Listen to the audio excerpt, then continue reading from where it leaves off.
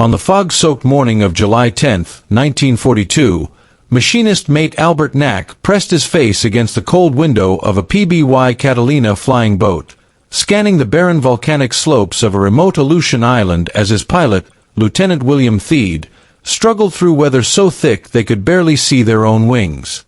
The crew had been lost for an hour, flying by dead reckoning through the swirling mist, believing they were miles from their assigned patrol sector near Dutch Harbor, until NACA spotted the Shumajan Islands through a brief tear in the clouds.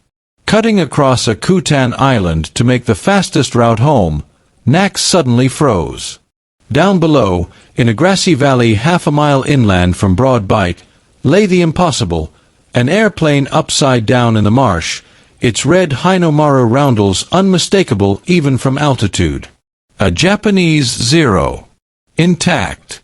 The same fighter that had been slaughtering American pilots at a rate of 12-1 for 6 months.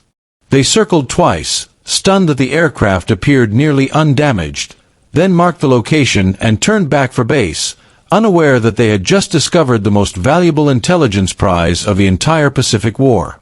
That Zero, one plane sitting silently in an Aleutian bog, would expose every secret behind Japan's air superiority and would ultimately influence dogfights across the Pacific for 2 full years. To understand how important the Akutan Zero was, one had to go back 6 months earlier to the chaos after Pearl Harbor, when Japanese forces struck the Philippines on December 8, 1941 with devastating precision. In the first week alone, 37 American pilots were killed as the Mitsubishi A6M0 swept aside Allied fighters with impossible climb rates, razor-sharp maneuverability, and a combat range over 1,500 miles. Intelligence reports from China had warned of this extraordinary airplane, but American commanders dismissed them as exaggerations, believing Japanese planes were crude copies of Western designs. They were wrong. The Curtiss P-40 Warhawk couldn't climb with the Zero. The F-2A Buffalo couldn't turn with it. Even the rugged F-4F Wildcat found itself outclassed in the early months of the war. Pilots who attempted to dogfight the Zero died, and by January 1942 the official U.S. tactic was simple. If you saw a Zero, dive away and run. Across the Philippines, Java, and northern Australia, the kill ratios were catastrophic. Pilots described the Zero almost with awe. It turned inside anything, climbed like a rocket, fought for hours, and was flown by veterans hardened in China since 1937. But while many believed the Zero unbeatable, one officer refused to accept it. Lieutenant Commander John Jimmy Thatch of Fighting Squadron 3 spent nights at his kitchen table moving matchsticks across paper, searching for a formation that could counter the Zero. He abandoned the traditional 3-plane formation and developed what he called the beam defense position, which his pilots later renamed the Thatch Weave.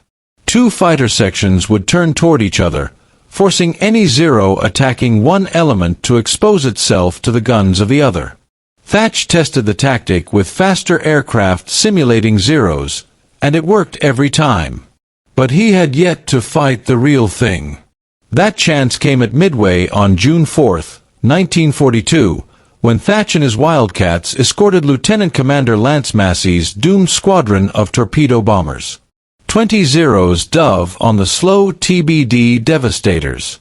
Thatch's section was immediately under ferocious attack. Edgar Bassett was shot down almost instantly, and Thatch ordered his men into the Weave. Every few seconds another Zero attacked, and each time the Weave exposed a Zero to return fire. Thatch scored multiple kills. His wingman Ensign Robert Dibb got another. Their 3 Wildcats survived 17 minutes against 20 Zeros, but every Devastator was shot down. The tactic worked, but America needed more than tactics.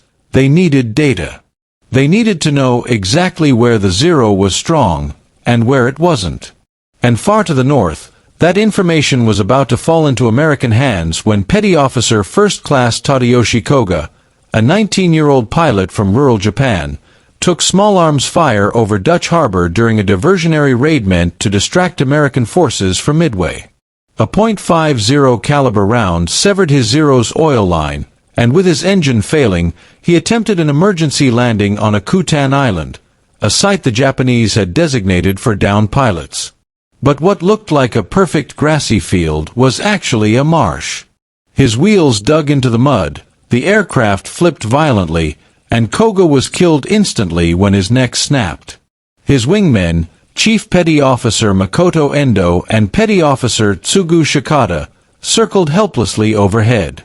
They had direct orders to destroy any Zero that crashed in enemy territory, but they believed Koga might still be alive, and they refused to fire on their friend. Their act of mercy would shape the remainder of the Pacific Air War. For 36 days the Zero sat untouched, slowly sinking into the bog as fog rolled endlessly across the valley. No American or Japanese personnel passed near it. Its inverted position helped protect the cockpit and engine from the weather. Then, on July 10th, NACA and Theed spotted it entirely by accident. The next day, the Navy sent a recovery party. Lieutenant Robert Kerms and his team hiked inland through brutal Aleutian terrain, found Koga's body still strapped in the overturned cockpit, buried him on a hill overlooking the crash site, and examined the aircraft. To their shock, it was almost completely intact: damaged landing gear, bent wingtips, a cracked canopy, but otherwise a pristine Zero. Recovering it, however, proved nearly impossible. The first salvage ship lost 2 anchors in the furious Aleutian currents. Only on the third attempt, after days of dragging cables through knee-deep mud, did they manage to lift the Zero out of the bog, build a makeshift road, and haul it to the coast. It was shipped under heavy guard to Seattle, then transported to Naval Air Station North Island in San Diego, where Marines patrolled a 12-foot stockade to prevent even a single souvenir hunter from ruining the intelligence windfall. For 6 weeks, top mechanics worked in total secrecy to restore the aircraft. They repaired the tail, replaced damaged wing sections, straightened the propeller, fixed the flaps, patched bullet holes, installed new landing gear, and repainted the markings with American insignia. On September 20th, 1942, Navy Test Pilot Lieutenant Commander Eddie Sanders climbed into the cockpit for the first flight of the captured Zero. He found it astonishingly nimble at low speeds but dangerously fragile at high speeds. In his first 90-minute flight, he discovered everything American pilots needed to win dogfights. The Zero's ailerons froze above 200 knots, making high-speed rolls almost impossible. It rolled left more easily than right due to engine torque, and its float-type carburetor caused the engine to cut out during negative G maneuvers. In mock dogfights against Wildcats, Sanders demonstrated that at low speed the Zero was unbeatable, but at high speed it was helpless. American fighters just had to stay fast, avoid turning contests, dive to escape, and initiate right-hand rolls the Zero couldn't match. His findings were compiled into a top-secret report and distributed across the Pacific, fundamentally changing U.S. air combat doctrine. Soon fighter squadrons were watching live demonstrations of the Zero's weaknesses, and by the time the new F-6F Hellcat and F-4U Corsair entered combat, they were built specifically to outperform the Zero at high speed and in diving attacks. The Aleutian Zero, recovered by chance and preserved only because 2 Japanese pilots couldn't bring themselves to kill their friend, became one of the most important captured weapons of the entire war. Its secrets shaped every major air battle from late 1942 onward, and by 1944 the kill ratios had flipped dramatically, because American pilots now knew exactly how to fight the Zero, and exactly where it would fail.